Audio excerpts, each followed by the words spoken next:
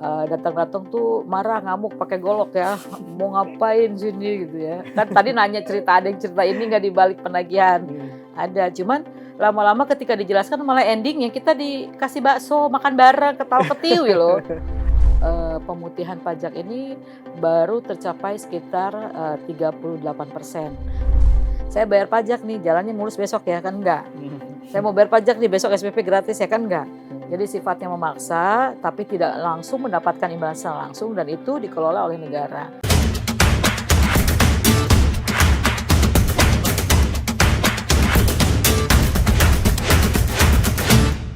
Ya, Assalamualaikum warahmatullahi wabarakatuh, Tribuners. Jumpa lagi bersama saya Ahmad Taijudin. Di mana pada kesempatan kali ini, pada bincang santai kali ini kita sudah kedatangan dari Bapenda Provinsi Banten nih.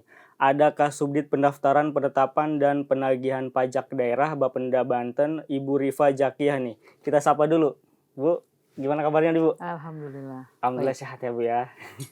Nah, Tribuners, kita akan bahas soal strategi gimana nih Bapenda Banten supaya bisa meningkatkan pendapatan di Provinsi Banten. Nah, sebelum itu Bu boleh dijelasin kan Ibu, peran Bapenda sendiri dalam pendapatan daerah di Banten ini seperti apa sih, Bu? Ya, baik. Assalamualaikum warahmatullahi wabarakatuh. Tribuners, menjawab pertanyaan soal peran Bapenda ya. Terkait tupoksi Bapenda itu ada 3 indikator kinerja utama kita itu. Bahasa mudahnya kita tuh satu cari duit, menggali potensi, kemudian pelayanan kepada masyarakat dalam pembayaran pajak, juga kita melakukan kolaborasi dengan stakeholder lainnya, kerjasama dan lain sebagainya. Jadi indikator-indikator itu, karena yang namanya pendapatan Bapenda tuh nggak bisa berdiri sendiri, apalagi terkait dengan pelayanan pajak itu pasti harus terkait dengan identifikasi kepemilikan ranmor dengan kepolisian begitu. Diasuransikan gitu, itu dengan SW, DKLLJ-nya PT Jasara Harja. Jadi kan itu beberapa peran Bapenda itu. Selain melakukan penggalian potensi, kita juga melakukan kerjasama dengan stakeholder di dalam optimalisasi pendapatan daerah, baik intensifikasi maupun ekstensifikasi. Juga kita melakukan pelayanan. Di kantor-kantor Samsat itu kan ada 3 instansi tuh. Ketika daftar ditanya sama polisi, KTP-nya mana, ya kan? Nanti pajaknya berapa ditetapkan oleh Bapenda, kemudian SW-nya juga di situ, di SKPD itu, di STNK itu kan ada tuh, di SKPD kita, di surat ketetapan pajak daerah itu ada berapa besar pajak yang harus dibayar, kemudian baru ditransfer ke Bank Banten. Bank Banten juga menjadi mitra kerja kita. Jadi ada 3 lembaga di situ ya. Oh ya, pasti. Nah, kemarin kalau nggak salah itu kan pemerintah Provinsi Banten telah menggelar kegiatan pemutihan ya, pemutihan pajak kendaraan di provinsi. Nah, untuk program itu efektif apa nih, Bu? Ya, sebenarnya dalam istilah undang-undang tuh nggak ada pemutihan. Namanya adalah relaksasi insentif, bonus buat masyarakat.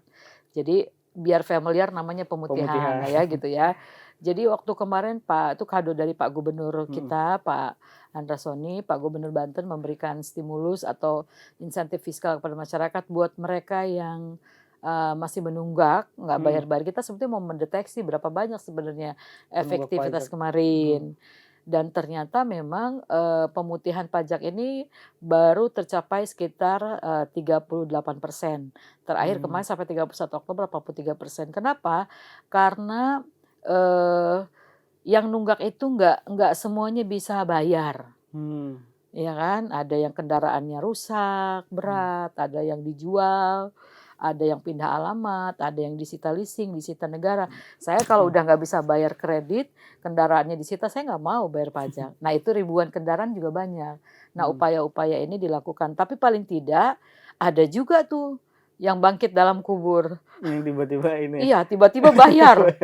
Yang orang-orang kemarin tuh kita waktu sosialisasi di Sinergi Penagihan di Kecamatan Keramat Watu dengan Cibeber kalau nggak salah itu kepolisiannya cerita bahwa salah satu narasumber kita itu Bu Rifa ada yang sampai 17 tahun baru bayar. Gitu, nunggu pemutihan. Kan sebenarnya satu sisi memang tidak mendidik sih ya, nunggu pemutihan, tapi di sisi lain adalah itu bonus dari Pak Gubernur karena memang sebenarnya kenapa sih menunggak ini gitu. Nah kemarin makanya beberapa upaya stimulus itu harusnya kita menurunkan akad tunggakan dengan menyelesaikan status kendaraan yang hasil ditelusuri. Jadi seluruh Samsat itu udah door to door tuh Pak. Nanya, Pak kenapa sih nunggaknya? Ya itu ada 13 status itu. Ada yang meninggal dunia, ada yang rusak berat, ada yang hilang, ada yang disita negara, disita leasing, ada yang akan bayar ada. Jadi alamatnya benar, orangnya ada, kendaraannya ada, yang belum ada apa? Duitnya. Iya. Itu statusnya clear, akan bayar namanya. Nah yang rusak berat ini mau diapain? Yang disita leasing ini mau diapain? Nah upaya kita kemarin baru saja ketemu dengan seluruh leasing di wilayah Banten. Nah itu usulan-usulannya udah disampaikan. Kira-kira solusinya kita masih menunggu dengan AOB kemarin dengan Asosiasi Otomotif Banten mencoba menyelesaikan tunggakan ketika disita leasing. Jadi misalnya kalau kita bayar angsuran disertakan ada pajaknya di situ. Nah dari program itu kan sudah berakhir ya Bu ya? 31 Oktober 31 Oktober kemarin. Setelah ini kan Pak Gubernur juga menyampaikan tidak ada lagi pemutihan. Nah gimana tuh untuk menarik supaya yang kemarin belum memanfaatkan pemutihan ini supaya bayar pajak gitu? Iya. Ya, salam juga dari pimpinan, dari Pak Kabid dan Pak Kaban juga termasuk unsur pimpinan Pak Gubernur dan Wakil Gubernur bahwa kemarin kan ketika ada pemutihan itu kok yang nunggak-nunggak dikasih bonus. Kita yang taat pajak nggak ada stimulusnya. Akhirnya yang patuh-patuh ini dikasih reward juga nanti 23 Desember buat mereka yang melakukan PKB-nya, bayar PKB di 24 November sampai 20 Desember itu nanti diundi. Artinya yang kemarin buat yang nunggak pajak, sekarang nih yang taat pajak. Yang taat kita pilih, hadiahnya kan mungkin sudah dengar ada umroh, ada motor, ada televisi, ada smart TV, ada handphone, ada hadiah menarik lainnya. Banyak di seluruh UPT disediakan. Dan ini kerjasama kita juga dengan Bapenda Kabupaten Kota, juga dengan Kepolisian dan Jasara Harja. Nah, memberikan ini bonus juga buat WP. Ya, untuk kriterianya ada nggak nih Bu? Untuk para ya, ini. Kriterianya adalah mereka yang nggak pernah menunggak. Kan soalnya by system, yang kelihatan di sistem. Jadi dia kelihatan riwayat digitalnya tuh dia nggak pernah nunggak, terus bayarnya tepat waktu. Kan kemarin sudah diseleksi tuh beberapa WP yang di sistem sudah disisir. Ada sekitar ribuan. Nah hari ini kebetulan sekarang nih kita podcast nih lagi dibahas rapat finalisasi anugerah penghargaan untuk wajib pajak.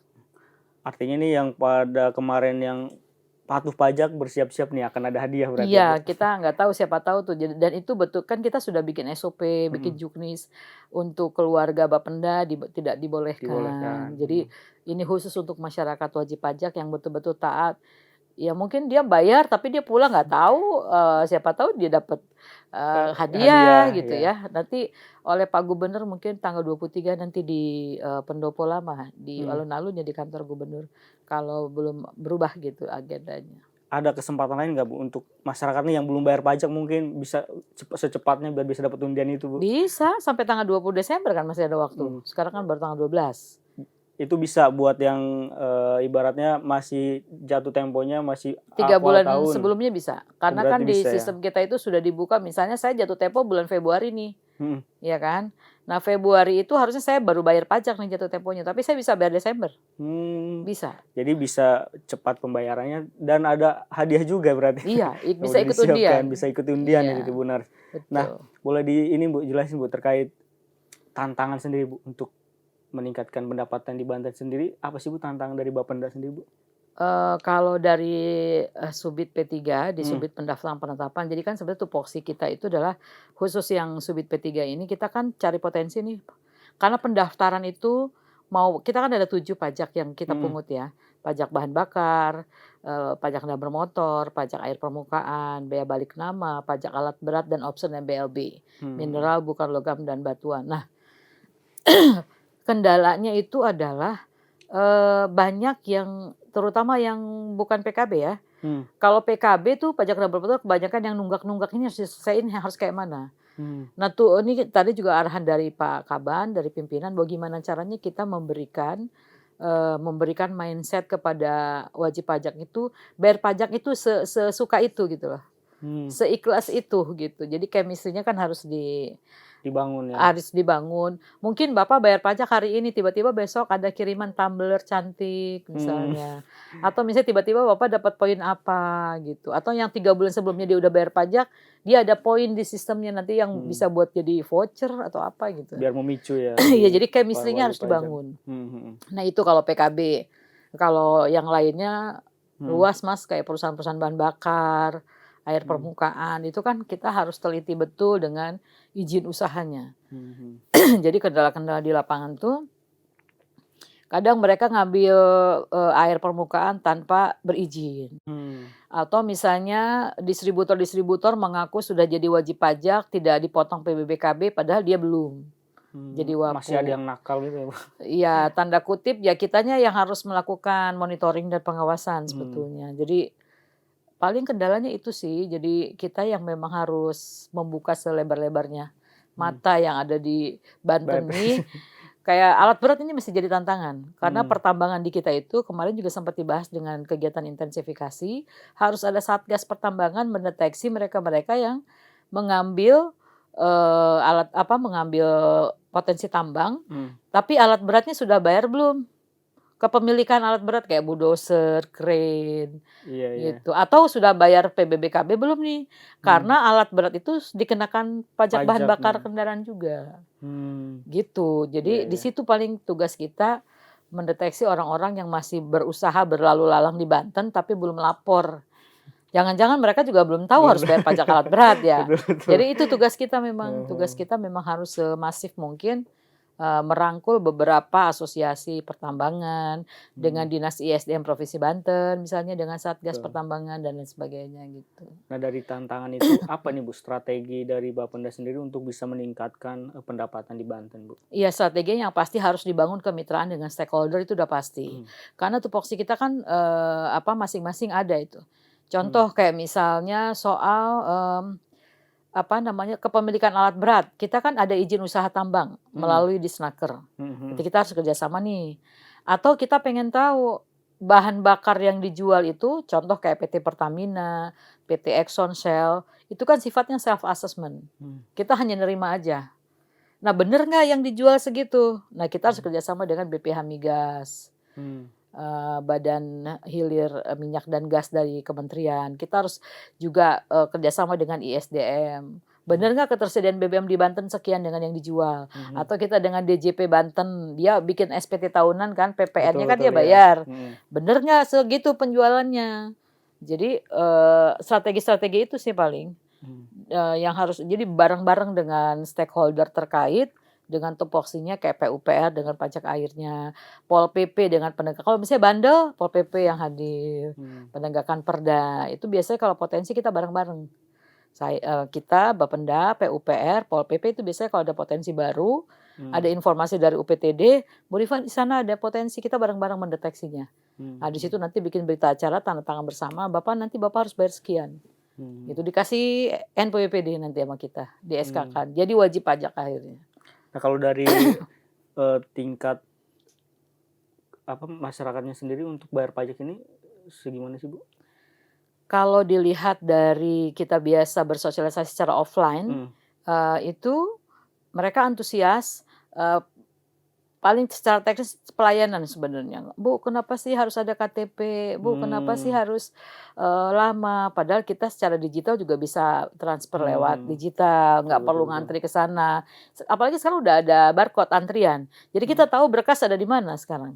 Jadi Bapak kalau mau ke Samsat, misalnya yang terdekat, harus scan barcode dulu. Di situ Bapak langsung berkas masuk, nanti nggak usah ngantri. Pulang dulu saya kok nomor sekian misalnya.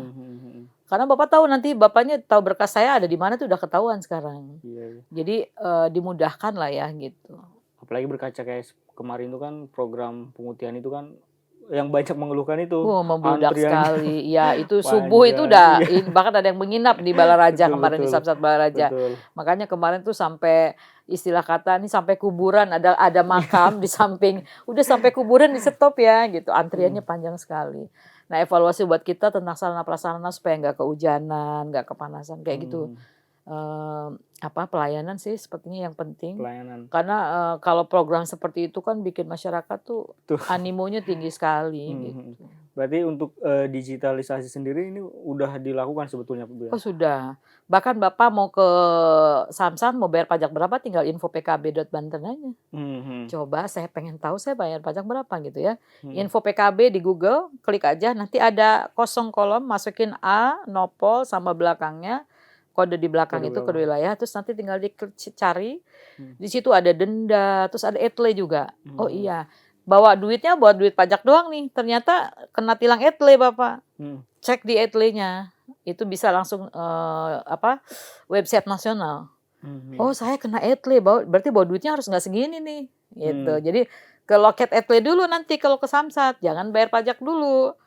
Nanti keblokir karena Bapak belum menyelesaikan pembayaran etle. Betul. Jadi makanya kalau mau bayar pajak, info PKB cek dulu, cek etle-nya. Kalau benar ada, bawa duitnya. Masuk ke loket etle dulu, baru bayar pajak. Nah dari beberapa poin tadi, ada nggak Bu sumber pendapatan baru yang mungkin mau dicoba dicari Bapenda untuk meningkatkan pendapatan? Kalau jenis pajak baru kan memang sudah diatur di Undang-Undang HKPD, di Undang-Undang Hubungan Keuangan dan Pajak Daerah. Dulunya 5, sekarang nambah 2 kan. Di 2024-2025 ini, provinsi jadi pajak alat berat dengan option MBLB. Kabupaten kota yang dulunya ada 11 jadi 9. Tapi masuk 2 option PKB dan BBNKB. Kalau menggali potensi baru itu pajak karbon kalau nggak salah. Itu sempat jadi wacana di kementerian. Tapi kelihatannya kalaupun memang mau menambah jenis pajak yang baru itu kan harus Kementerian Keuangan atau Kemendagri yang mengatur itu. Kalau kita kan sudah dipatenkan pemungut provinsi adalah pajak yang 7 tadi. PKB, BBNKB, alat berat, bahan bakar, air permukaan, option MBLB. Nanti nggak bisa suka-suka ngeganti gitu karena udah diatur di undang-undang. Tapi potensi untuk melakukan penambahan itu bisa aja. Oh kalau potensi dari jenis pajak yang sudah ada pasti. Jadi kita kan harus biasanya UPT Samsat yang harus lebih banyak keluar. Oh di sana ternyata ada pengambilan air tuh misalnya inovasi gitu. Baru ya. Ada usaha nih misalnya dia kayak kemarin dunia golf. Itu yang Pondok Cabe Golf di Ciputat baru saja kita tetapkan jadi wajib pajak. Bentar lagi nanti kita dengan Damai Indah yang di Karawaci di Serpong. Mereka nggak tahu kalau golf itu kan mereka ngambil sungai juga dan ternyata water meternya ada. Nah mereka nggak daftar jadi wajib pajak. Nah UPT itu biasanya jemput bola. Mereka tuh harus mengepakkan sayapnya gitu banyak melihat gitu di mana ada potensi. Gitu didatengin langsung justru jadi daftar WP dan harus bayar pajak air permukaan kayak gitu. Nah dari pendapatan mungkin Tribuners juga bertanya-tanya nih Bu, dari uang rakyat untuk pajak uangnya buat apa nih Bu? Ya kan pajak itu kan sifatnya memaksa, nggak dapat imbalan secara langsung. Mas mau beli aqua, mau beli mineral, langsung dapat mineralnya, uangnya dikasih ke Alfamart misalnya. Kalau pajak kan enggak. Saya bayar pajak nih, jalannya mulus besok ya kan enggak. Saya mau bayar pajak nih besok SPP gratis ya kan enggak. Jadi sifatnya memaksa tapi tidak langsung mendapatkan imbalan secara langsung dan itu dikelola oleh negara. Jadi buat apanya balik lagi ke program pembangunan. Jadi semua Bapak Ibu yang menikmati jalan provinsi, jalan kabupaten, jalan desa, jalan kelurahan semua itu dari uang yang Bapak Ibu bayarkan pajaknya. Tribuners ya. Jadi buat apa? Ya buat bangun jalan, ya memperbaiki sekolah yang rusak, untuk bayar SPP sekolah negeri. Termasuk program Pak Andersoni sekolah gratis Nah itu juga, terus juga buat bantuan-bantuan sosial lainnya. Karena itu semua dimasukkan ke dalam program APBD, disebar ke seluruh OPD dengan programnya masing-masing, dengan rencana strategisnya. Biasanya kan melalui musrembang tuh. Semua stakeholder terkait berbicara kira-kira bantuan prioritasnya apa nih, gitu. Urgensinya apa, gitu. Nah kalau untuk mungkin terkait jalan mungkin Bu ya, yang kewenangan provinsi kan memang jalan provinsi, tapi kadang masyarakat masih belum paham nih ketika jalannya di daerahnya rusak segala macam, kan taunya pemerintah aja. Itu gimana Bu? Iya, jadi kan yang harus kita pahami bahwa pajak ini sekarang udah menjadi pajak kita bersama. Tidak ada lagi dikotomi ini pajak provinsi, kabupaten, kota. Kenapa? Karena sekarang ada option, Mas. Jadi option PKB BBNKB itu adalah ketika kita bayar pajak itu real time langsung masuk RKUD kabupaten kota. Jadi kabupaten kota itu bisa membangun dirinya sendiri dengan pajak bahkan lebih besar 66% ketimbang dapatnya provinsi. Dulu namanya dana bagi hasil, 3 bulan sekali baru dikasih. 70-30 bandingnya. Sekarang dibalik 66 masuk kabupaten kota, 30 buat provinsi. Jadi kalau misalnya ada jalan desa rusak, ini jangan nyalahin pemerintah. Karena uang pajaknya balik lagi buat mereka semua gitu, program sampai ke titik kelurahan, kecamatan, desa gitu. Karena itu dari Bapenda Kabupaten Kotanya menyebar menjadi program-program pembangunan di APBD. Artinya masyarakat juga jangan takut bayar pajak, uangnya buat apa gitu ya, Bu? Saya yakinkan ketika nggak bayar pajak bukan siapa-siapa yang rugi, diri kita. Kita nggak pernah tahu usia kita bagaimana ketika berkendara seperti apa, karena kalau pajaknya mati nggak bisa diklaim di asuransi Jasara Harja. Iya, saya pastikan yang rugi kita. Apa enaknya bawa kendaraan di sana ada razia kendaraan balik lagi belok. Nggak nyaman hidup. Iya kan? Nggak enak membayar pajak, nggak enak gitu. Terus tapi menikmati jalan provinsi, menikmati fasilitas-fasilitas provinsi gitu ya, kenyamanan, SPP gratis, tapi nggak mau bayar pajak. Tapi jadi pemerhati mulu ya. Ya itu, jadi sekali lagi ketika kita berkendara kan kita nggak pernah tahu seperti apa, jadi makanya kalau pajaknya hidup itu kan asuransi asuransi jasara bisa diklaim. Ya. Jadi mungkin kalau sosialisasi ke kecamatan kelurahan kita biasanya dengan DPRD, dengan stakeholder lain itu kita sering memberikan sosialisasi.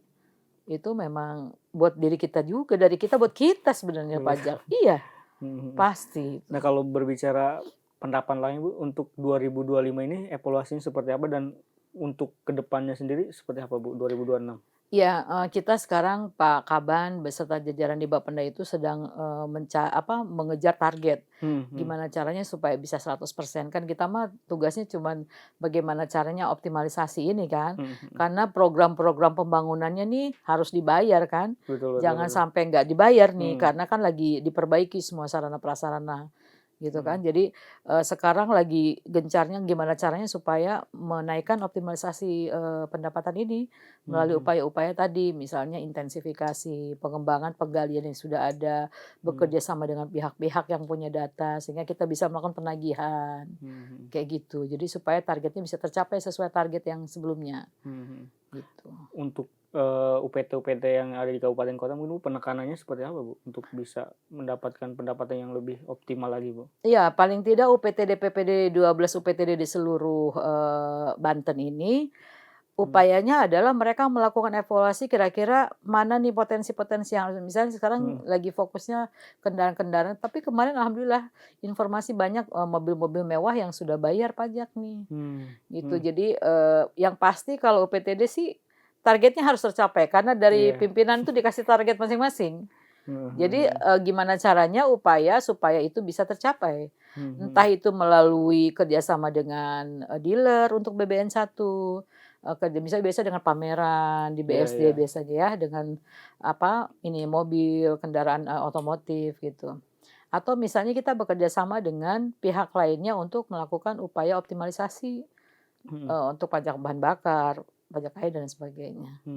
Nah kalau nggak salah kalau kemarin juga sempat ramai juga tuh dari UPT yang di Tangerang sampai ke parkiran-parkiran gitu, pencari yang wajib pajak ini yang menunggak itu sebagai upaya juga kan untuk meningkatkan pendapatan. Oh iya, karena kan begini Pak, kan pimpinan kami kan suka ditanya nih, bahwa tunggakan itu bisa dijadiin duit nggak, kan gitu ya, maksudnya dijadikan potensi pendapatan.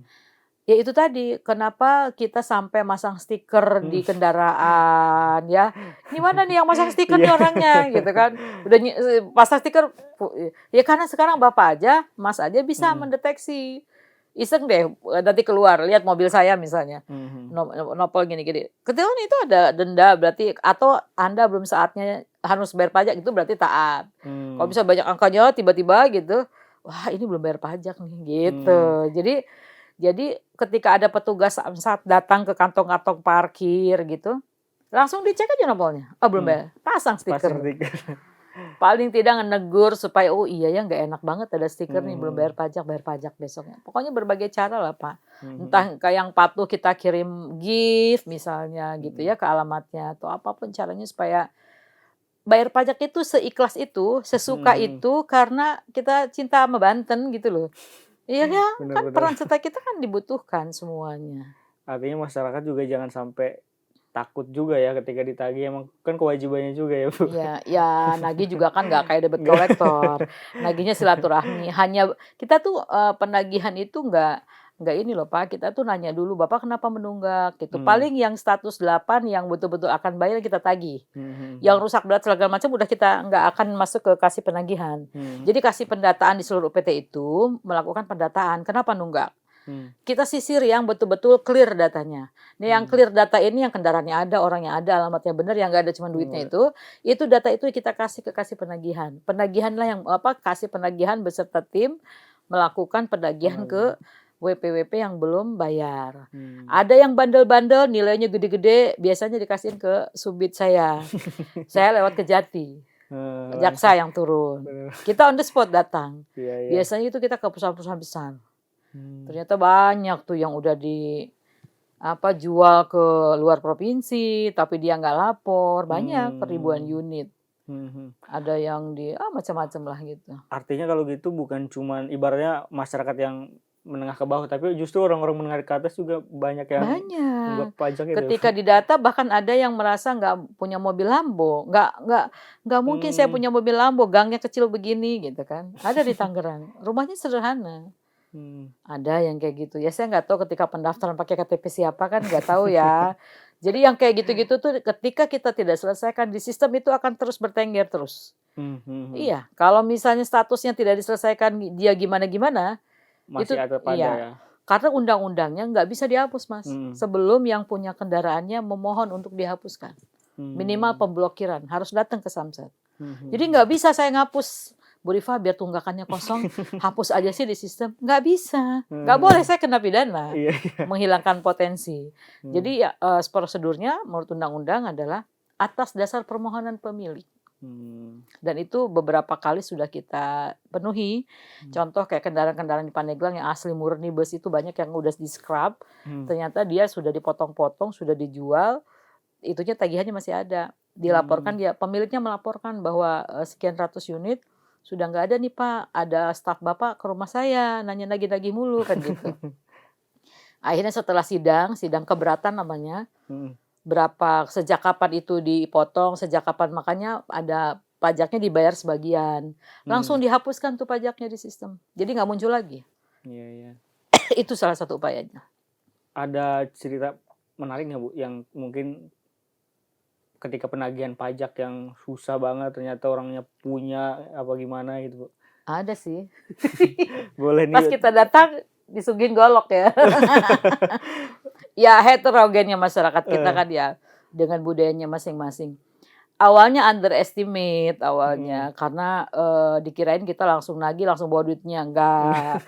Kita hanya memberi waktu. Kalau dengan Bu Jaksa waktu itu dengan Kejati, datang-datang tuh marah ngamuk pakai golok ya, mau ngapain sini gitu ya. Kan tadi nanya ada yang cerita ini nggak dibalik penagihan, ada. Cuman lama-lama ketika dijelaskan malah endingnya kita dikasih bakso makan bareng ketawa ketiwi loh. Jadi ketika makanya Bapak jangan marah dulu dengar gini. Akhirnya beliau sendiri menerima dan akhirnya pada bayar beberapa gitu. Ada juga yang backingnya belakangnya ada, tapi pada bayar alhamdulillah. Karena kita mau nagih itu kita mau barang-barang memberikan persepsi bahwa ini tanggung jawab kita bersama kan. Itu aja sih sebenarnya. Nah untuk para pendengar Tribuners Bu, mungkin ada pesan untuk anak-anak muda khususnya dan mungkin masyarakat Banten pada umumnya supaya mau bayar pajak ini Bu. Iya, kalau kita sih sekarang katanya eranya Gen Z ya, apapun bisa di medsos bicara. Kalau menurut saya kita ada di mana nih Mas? Kita ada di mana, dengan siapa, kemudian siapa yang bertanggung jawab terhadap lingkungan kita, itu semua adalah dilakukan perbaikan, pemeliharaan, pembayaran, pembangunan dan lain sebagainya itu dari pajak. Sehingga kalau kita nggak peduli, ya slogannya apa kata dunia, tapi memang betul setidak peduli itu maka diri sendirilah yang akan kesulitan. Ada lagi program razia atau operasi patuh pajak, operasi maung, balik lagi muter. Nggak enak hidup seperti itu. Atau misalnya ribut menuntut sekolah harus gratis tapi dia nggak bayar pajak. Padahal semua itu dari pajak yang kita bayarkan. Jadi ayo bayar pajak dengan sesuka itu, dengan seikhlas itu. Ya kalau nggak bisa gede, nabung dulu atuh sebelum jatuh tempo. Kan sekarang ada tabungan pajak. Di Bank Banten ada. Boleh gimana tuh Bu caranya? Ya, datang aja Bang, Bu, Pak, saya mau buka tabungan pajak. Nanti ketika bisa jatuh tempo saya Desember nih.